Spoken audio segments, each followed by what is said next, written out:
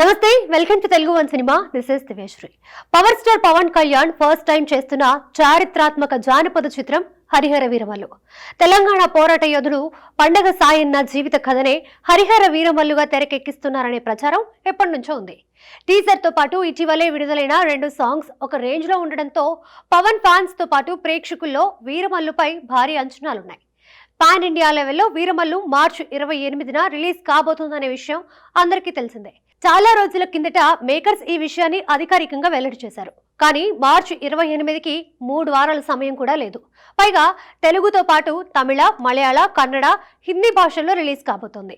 ఇన్ని భాషల్లో రిలీజ్ కాబోతుందంటే ఇప్పటి నుంచే ప్రమోషన్స్ మొదలు పెట్టాలి. కానీ ఇంతవరకు వీరమల్లు టీం నుంచి అలాంటి వాతావరణం కనిపించడం లేదు.